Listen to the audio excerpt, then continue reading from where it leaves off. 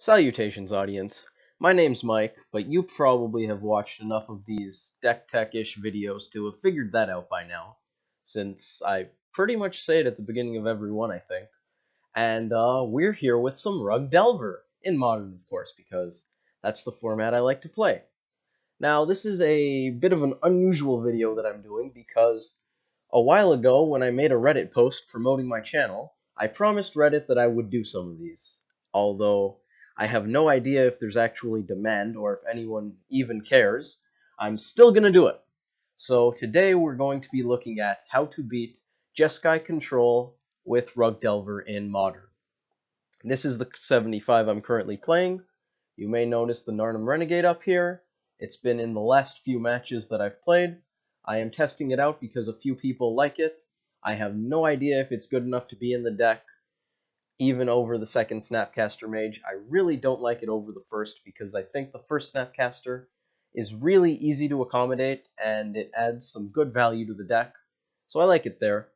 Let's get into the matchup. So against Jeskai, you often end up playing a sort of draw-go game against them, such that you play a land, and then you pass the turn, and then they play a land, and they pass the turn.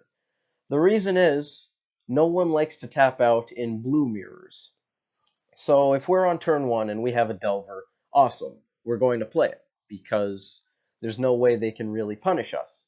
But if it's turn 3 on the draw, and we have, say, a Hooting Mandrills, and there are not necessarily lands, there are 3 cards in our graveyard, we could cast that Mandrills and tap out.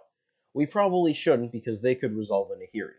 If your Jeskai opponent resolves a Nahiri against you, you haven't lost the game, but you're not exactly a favorite to win. Because what Nahiri does is its removal, which is good, and it has a +2, which makes it kind of hard to kill, especially when they're playing a Jeskai deck with bolts and helices and paths, and probably condemns because Death Shadow. So they have a lot of removal. Supreme Verdict, they can interact with the board quite well. Normally you would kill a Planeswalker with a creature, or a spell that destroys target Planeswalker. We don't really have any such spells, so we rely on attacking them, just killing the opponent and ignoring the Planeswalker, and bolting the Planeswalker to death. There are a few reasons why that isn't particularly useful in this matchup. Like I said, attacking with creatures is quite difficult against Jeskai, and if you hit Nahiri once and you don't take it to 1 or less loyalty, they can -2 and exile your creature, which means they at least 1-for-1 you. If they have 3 or more loyalty at that point, Nahiri sticks around and it's 2-for-1. If they play Nahiri and tick up, Nahiri goes to 6 loyalty, which means you have to bolt, 2-for-1, and you lose quite a bit of reach. Although bolts aren't great in Jeskai matchups, because they don't run a lot of boltable creatures, but you still don't really want to just lose 2 bolts out like that. Especially if they let one resolve and then they can counter the second one. That really hurts. That's about it. That's pretty much the only ways we destroy Planeswalkers in this deck, looking at this 75. Post-board, you can hope to maybe transform a couple Huntmasters at the same time and have the Ravager damage do it. Sometimes you can redirect Destructive Revelry damage to do it. I did that actually yesterday against Tooth and Nail. You guys should check that video out. It was a fun time. So basically, if they resolve Nahiri, you're going to have a hard time answering it. And it's not just that they can go tick up, tick down, tick up, tick down, get some card selection, and wipe your board. They can tick up, ultimate, fetch out an Emrakul, and you lose the game. Now, a lot of Jeskai decks aren't currently running Nahiri.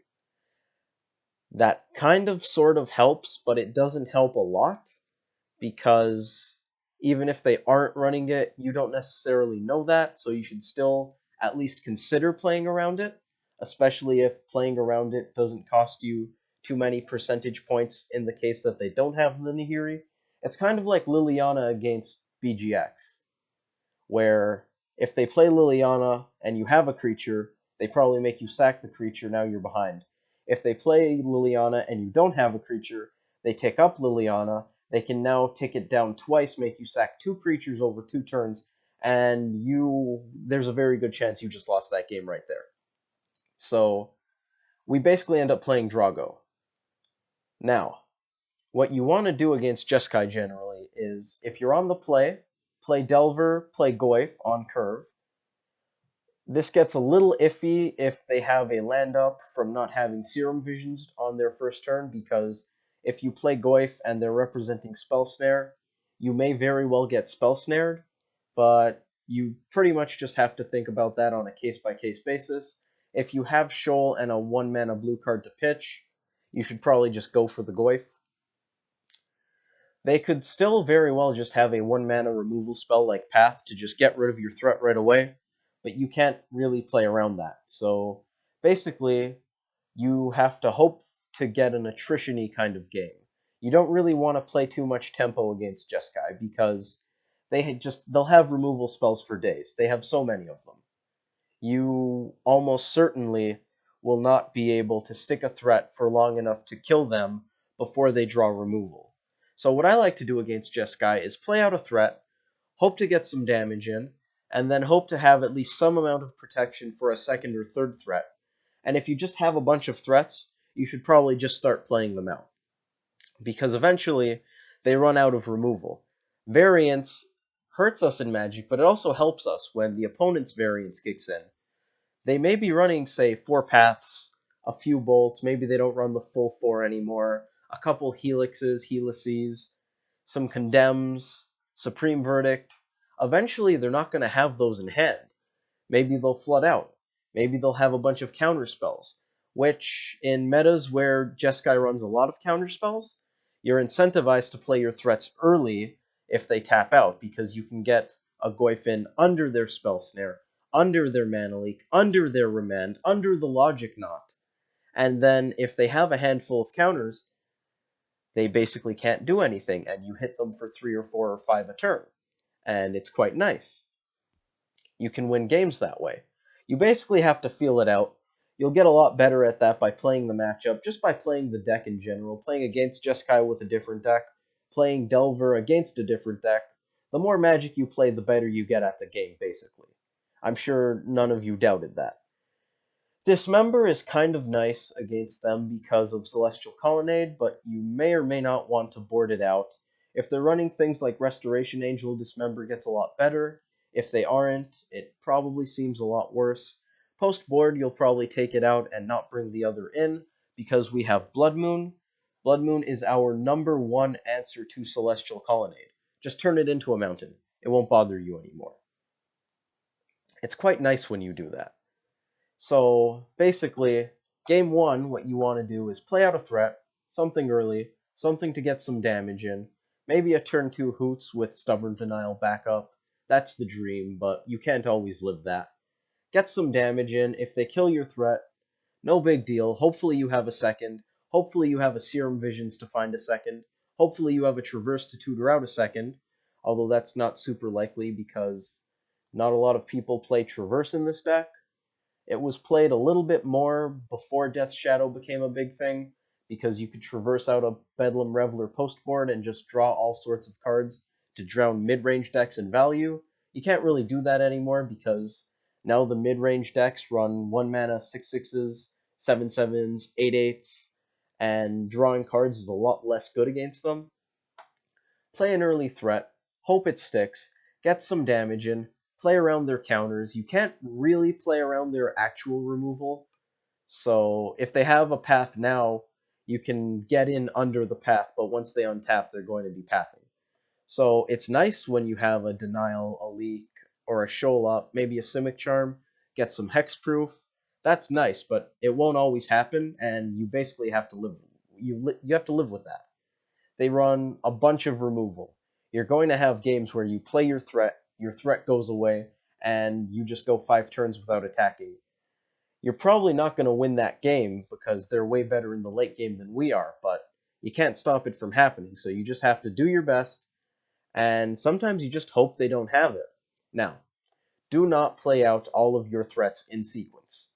Against Jeskai decks and blue-white decks in general, you should not go turn 1 Delver, turn 2 Tarmogoyf, turn 3 Hooting Mandrills, because Supreme Verdict is a card.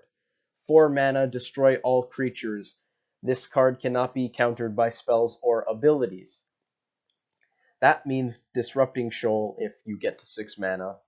Spell Snare, well, Spell Snare doesn't do anything anyways against that. Mana Leak, Stubborn Denial. You can't get Hexproof to deal with it. Your creatures will die. Do not play out a bunch of threats at once. If you have 3 threats, keep 1 in your hand. Let the first 2 die. Then play the 3rd threat. Because if you have 3 threats in hand, you play them out, you get your opponent down to 4, and they verdict you, they are in a really good spot. Because they are at 4, but you don't have a board. And with 14 threats in the deck, you probably don't have a creature in hand either, which means it's already turn 4. They're going to have a few turns to stabilize now on an empty board. Stabilizing on an empty board against a deck that runs only 6 bolt effects? That's not specifically hard. You can do that. Just don't run out your threats. If you only have 2, then you have to weigh your options. You play out the first one. If they don't remove it, should you play the second? Do you need to speed up your clock? Should you hold it back in case of a verdict? You just have to feel that out and think about it, really. Do you expect your opponent to, I don't know, slam a Nahiri? Maybe you should play the second threat. Do you expect them to not slam the Nahiri? Maybe don't. Maybe play the threat and hold up a counterspell. You really just have to think about it. So that's mostly game 1, although the verdict thing counts forever and ever, amen. They might even side in more verdict, so always play around Supreme Verdict. You will win more games playing around Supreme Verdict and Nahiri and Liliana, although that's less relevant to this matchup specifically. A lot less relevant because Jeskai can't play Liliana. Esper can, so maybe consider that if you're using this video to learn about Esper. It's kind of very similar. Although just like Jeskai, Esper is in a lot less of a Drago mode now because Drago is not a very good idea in Modern. For those of you who know about Modern, you know why. Modern's aggressive. Modern favors people being proactive. You win more games Inquisition of Kozilekking and Thought Seizing than you do Mana Leaking and Spell Snaring.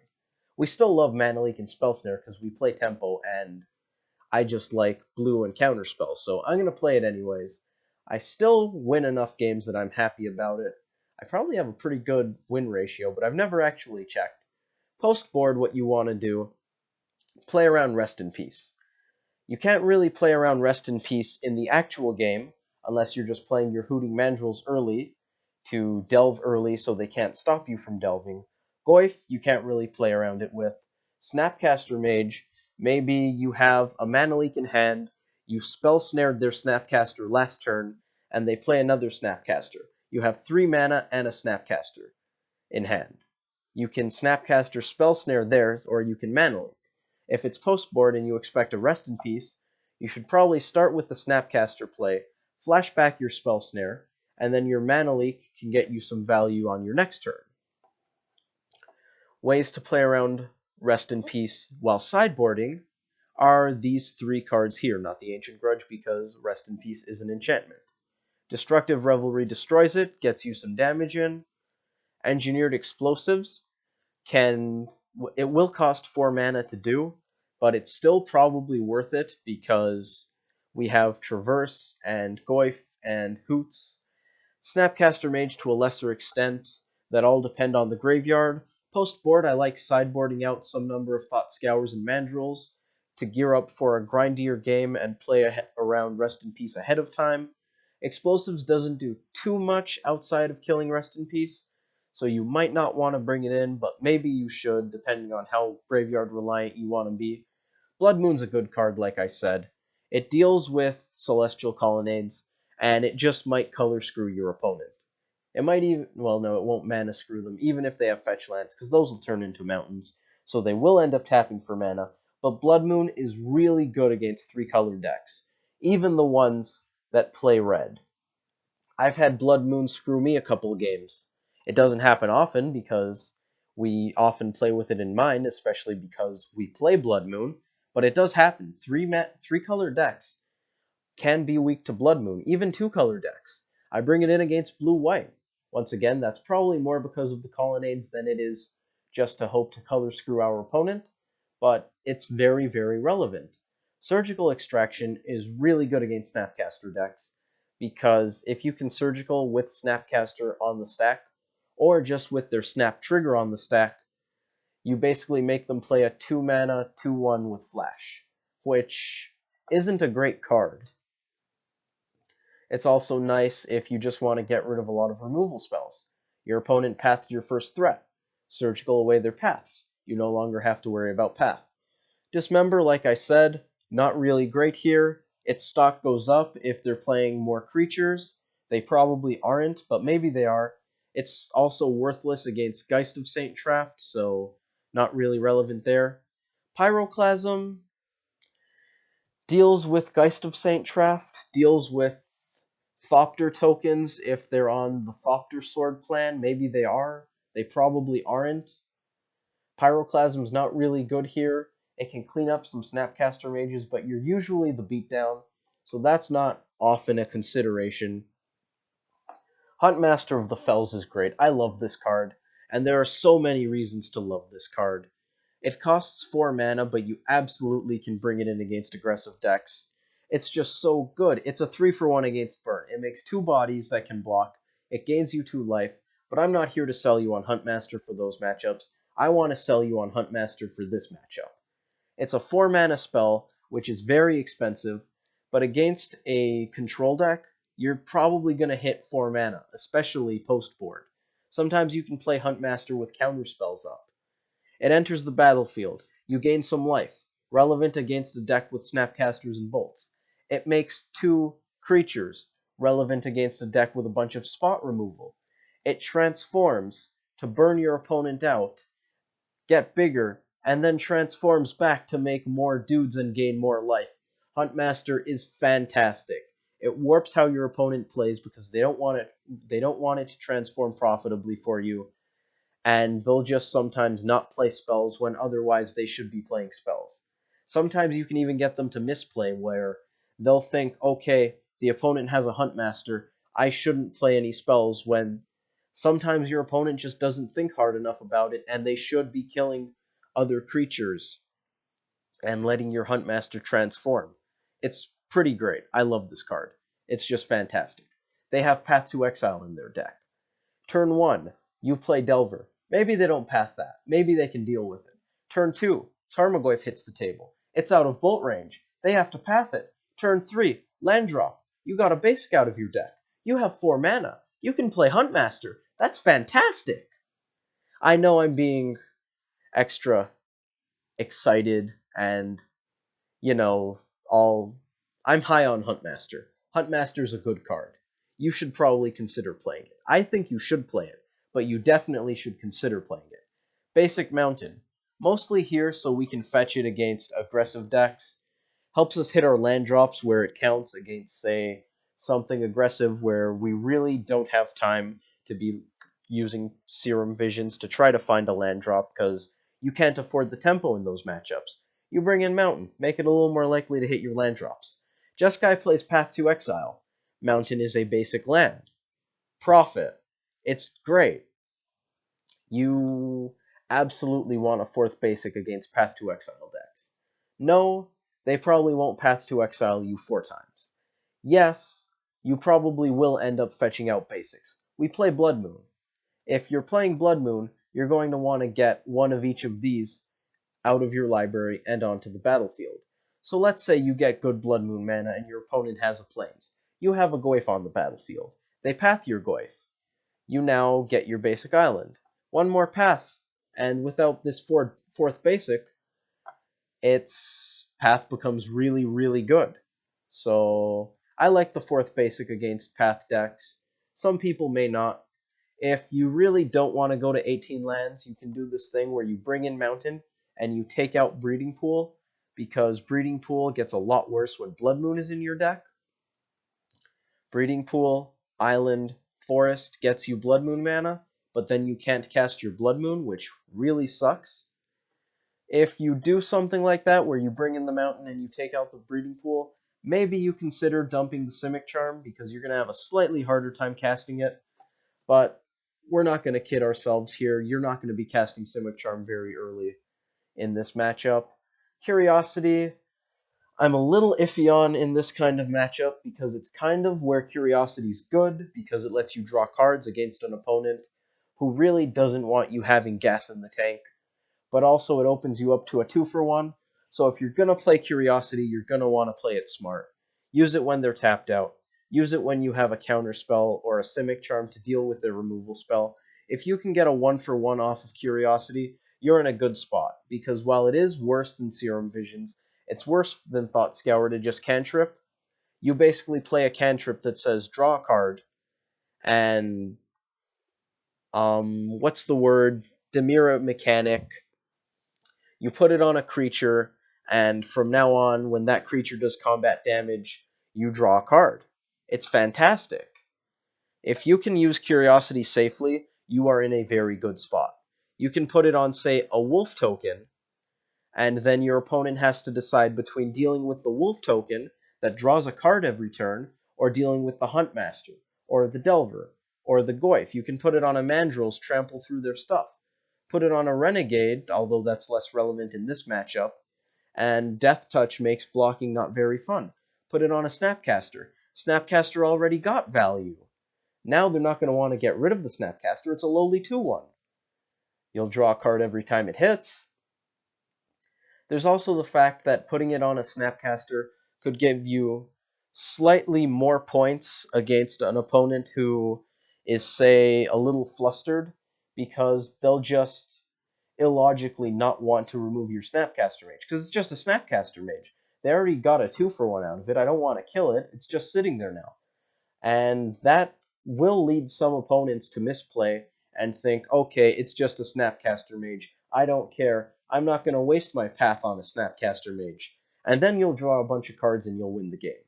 So Curiosity can be good. Curiosity can also be bad. You basically have to play it smart. Sometimes it'll rot in your hand. Other times it's the best card in your deck. Traverse is likewise. Against a deck with Path to Exile, it's a little bit harder to get creatures into your graveyard, which makes Delirium harder. Rest in Peace makes it even worse.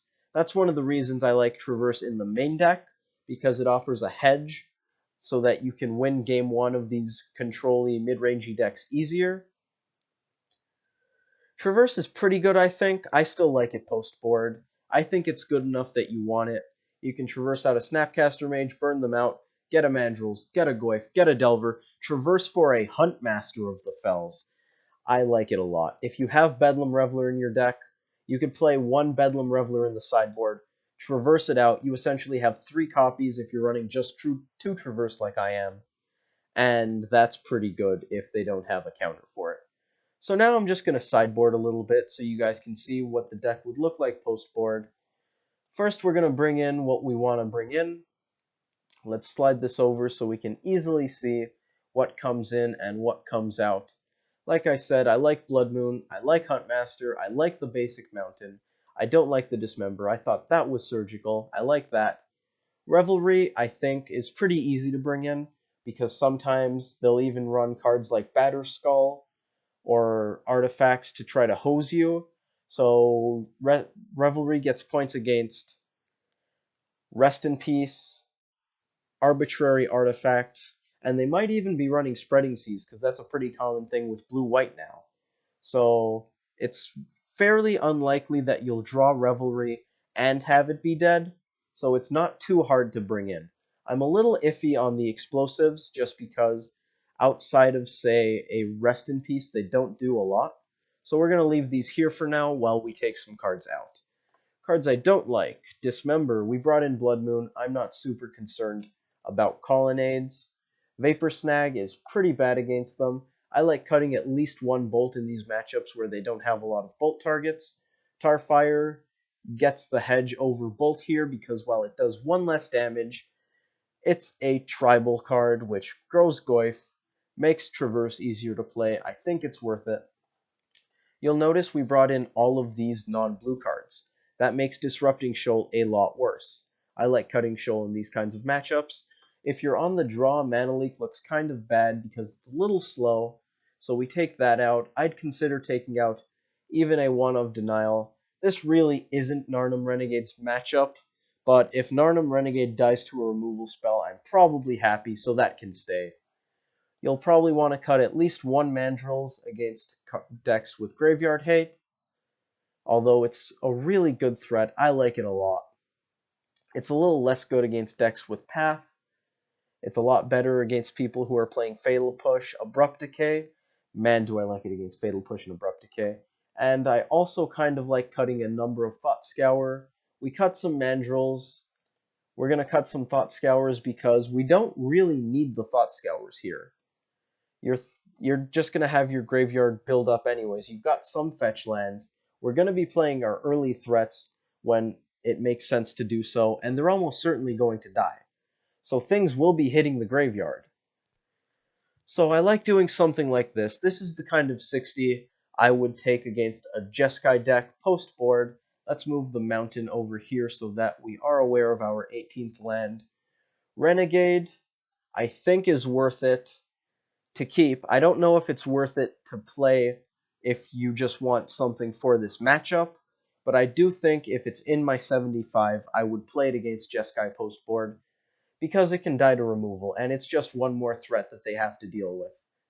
It has a nice bonus of over Delver, Small Goyfs, and Snapcasters. It trades with Colonnade, which makes blocking with Colonnade a lot harder for those games where you don't find Blood Moon or you can't use it profitably. I think this is a pretty good 60 to go against them. If you're on the play, maybe you want your Mana Leak back. I'm not sure what you would take out in that case. Maybe another Lightning Bolt. If you really want more game against Rest in Peace, you could drop a Lightning Bolt, bring in an Explosives. Spell Snare is really good in these matchups because Snapcaster Mage. Maybe they'll play Spreading Seas. There are plenty of things you can Spell Snare. So, that is our 75 when looking at Jeskai. That's how I would probably sideboard it right now if I was hopping into a game against Jeskai. I hope you guys enjoyed this video. I hope it was at least somewhat entertaining, and I hope that it was at least somewhat informative, because I want people to be good at playing this deck. So, there you have it. That's what we would do against Jeskai, and I will see you guys next time. I will be doing more of these as I have more matches posted against more decks. I have, I think, 4 against Jeskai, so I went ahead and did this one. If I get a bunch of games against Death Shadow, I'll probably do one for that. Obzon. Basically, as soon as I hit 4 or 5 matches posted for a matchup, I'm going to make a little mini playlist. That's redundant, but that's okay. It's going to have this video at the top, and then some matches. Hopefully, what I said here, I follow through in those matches that I have played and will play in the future. I will be adding matches to the playlist as I play more against this deck, and hopefully I don't just become a huge hypocrite in those matches and lose because of it. This is the advice that I think I would take if I was being rational and thinking about my plays in a general sense, because match to match, if you play a lot of the matchup and you have a good idea about what you're doing, your intuition should probably take precedence over what some dude on the internet is telling you you should do. But if you're unsure, maybe think about it, try it out, see what happens, and if you do decide to try it out, don't disregard it after a sample size of 1, because that's just silly. And don't assume I'm right after a sample size of 1 if it works out well for you, because you just can't really get good sample sizes in Magic. You're just going to have to play and use your intuition to feel it out. If you think a lot of your matches are going well because you're doing something, do that. If you think a lot of them are going badly, don't do it. At best, you're probably going to get, like, I don't know, a sample size of 10 after playing something like a bunch of games, more than 10, because you're not always going to have what you want to come up and test happen in a game. So it's basically It's a lot of work to actually get numbers, and those numbers probably won't be too reliable. So just play some matches, figure out what you think is good, and discuss with other people who play the deck. I know we're not common, but you can find us. There's a link in the description of just about every match that I play, probably every match, and the channel description, where you can get to a nice forum on MTG Salvation. We talk about the deck, and if you have any questions, read through it. If you don't find what you're looking for, send me a message, comment on a video, ask in the forum. We can help you. We can discuss this deck. Let's get good at playing Rug Delver together. I will see you guys next time, and I hope you enjoyed this video.